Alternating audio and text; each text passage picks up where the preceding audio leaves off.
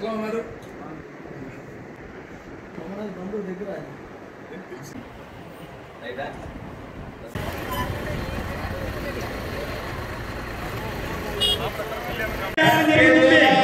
త్వరగా రావాలి.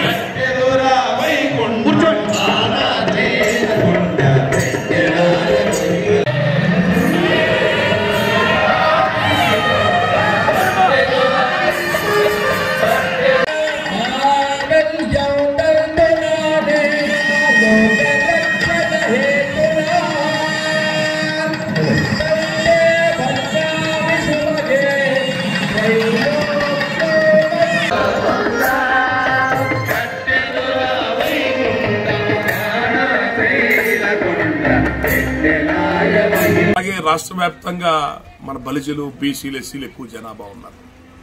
కానీ పరిపాలన మాత్రం 1-2 కులాల చేతుల్లో ఉంది.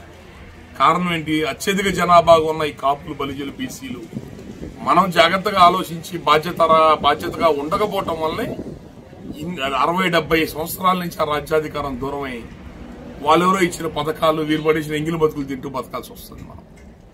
కాబట్టి ఇది కరెక్ట్ విధానం కాదు. ఇప్పటికైనా అందరూ కళ్ళు తెరవండి.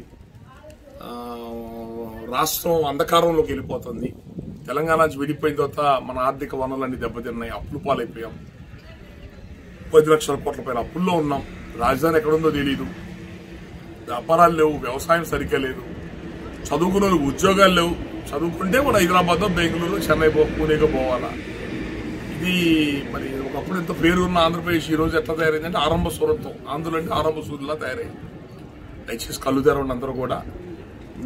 ప్రజాస్వామ్యం అనేది మన పెద్దలు ఎంతో కష్టపడి స్వతంత్రం తీసుకొచ్చి ప్రజాస్వామ్య వ్యవస్థని, ఓటుని ఒక విధానం, పేదోడు, అత్యధిక పేదోడు, ₹1 డబ్బులు లేని పేదోడు కూడా ఓటు వేసే హక్కుని ఇచ్చారు.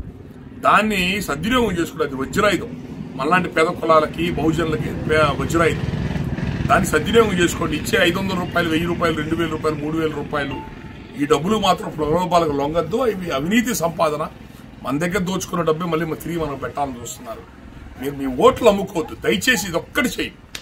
ఓటు అమ్ముకోకుండా విలువలు కలిగిన వ్యక్తిని, విలువలు కలిగిన పార్టీని గెలిపించుకోండి. మన జీవితాలు మారుతాయి. ఓటు అమ్ముకోవద్దు, మీ ఓట్లు చీల్చుకోవద్దు. గెలిపోయిన ఓటమైనా కూడా మన పేద వర్గాలందరూ కూడా ఒక మాట మీద ఉండే చేసుకోండి. నీతి, నిజాయితీ, నిబద్ధత కలిగిన పార్టీలని, వ్యక్తుల్ని ఎంచుకోమని కోరుకుంటున్నాను. మీరు ఒకసారి చూడండి. మనల్ని ఒక ఊపిలోకి, పద్మవ్యూహంలో తీసుకుపోతున్నారు. అధికారం అనుభవించి 100 కోట్ల ఎమ్మెల్యే టికెట్ రండి అని ఆ పరిస్థితి తీసుకొచ్చారు రాష్ట్రాన్ని. 50 కోట్లు, 100 కోట్లు పేద కులాల దగ్గర ఎవరి దగ్గర ఉన్నాయండి? ఏ బీసీ, ఎస్సీ కులాల దగ్గర, కాపుల బదిలీల దగ్గర ఉంటాయండి? అధికారం అనుభవించి బ్యాంకుల ముంచి కాంట్రాక్టులు దోచుకొని దేశాన్ని మందిని ముంచిన వాడి దగ్గర కోట్లు ఉంటాయి. వాడు పెడతాడు 50 కోట్లు, 100 కోట్లు. కష్టపడి రూపాయి సంపాదించిన వాడు ఎవడు పెడతాడండి? అంటే మీరెవరు రాజకీయాల్లో రావద్దు, మా దగ్గర పాలనలా పనుల్లో పనిచేయండి మీరు అని చెప్పని ఇండైరెక్ట్ గా మనకు చెప్తున్నారు అధికారం అనుభవించిన కులాలు. అట్లాగే బతుకుదామా, లేకపోతే మనలో మార్పు తెచ్చుకొని ఈసారి ఓటుకి 3000, 4000, 5000 కూడా అంటున్నారు. నియోజకవర్గానికి 50 నుంచి 100 కోట్లు ఖర్చు అంటున్నారు. ఎటుపోతున్నాం మనం? రాష్ట్రమే అప్పులు పాలైపోయి పేద రాష్ట్రం ఉంది. నియోజకవర్గానికి 100 కోట్లు. భారతదేశంలో ఎక్కడ లేదు ఇంత ఖర్చు.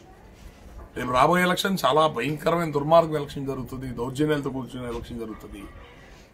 చైతన్యంతో ఉండండి, రాజకీయ చైతన్యంతో ఉండండి. అందరూ కలిసి ఉండండి. డబ్బులు తీసుకోకుండా మంచి వ్యక్తులను గెలిపించుకోండి. కనీసం మన జీవితాలు పాడైన మన ముందు తరాల జీవితాలన్నా బాగు చేసుకునే ప్రయత్నం చేద్దాం. Thank you.